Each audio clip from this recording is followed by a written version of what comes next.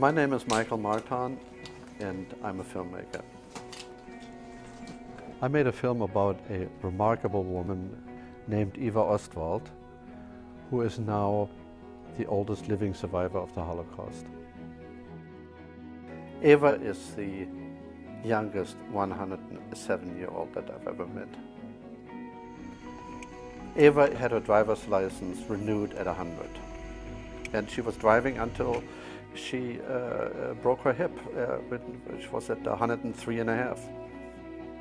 As she was going from 102 to 103 to 104, 5, she was getting stronger because she was surviving hip replacement, she was surviving lung infections, things that would have put away anybody who was in their 80s.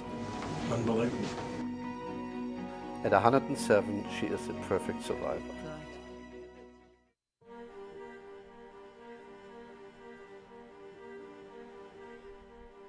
What really struck me when I found this list with her number on it was knowing that the number on this list matched up with her prisoner number that appears on the letter from her daughter. And Eva was held in Ravensbrück, which was the largest concentration camp for women within the German Reich system.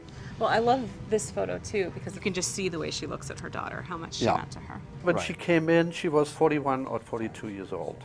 The prisoners were mostly used for forced labor. They did not have a gas chamber in the camp till January 1945.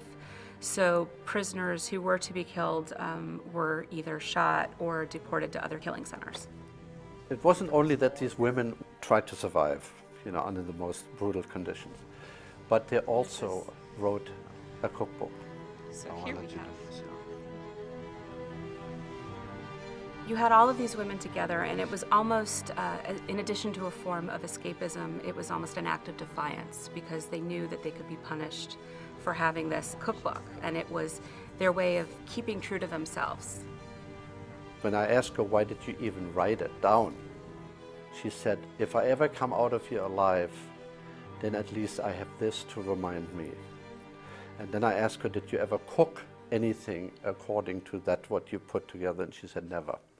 Küchlein, meaning little cakes, and here you have them. My father was a career officer in the German army, and I was born in Berlin in 1942.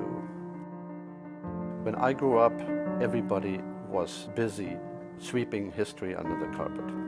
When you meet somebody, after you've thought about it, after you have read about it, after you've been obsessing about it, once you find somebody who is actually flesh and blood, you don't know really, what to say, and you try to be tactful. And with her, it was completely different.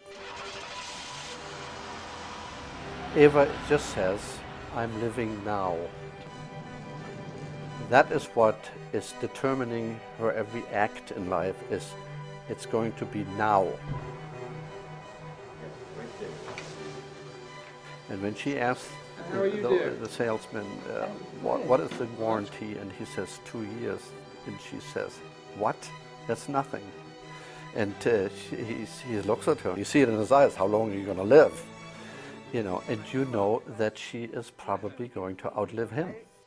Let me ask you something. It can be repaired? Certainly.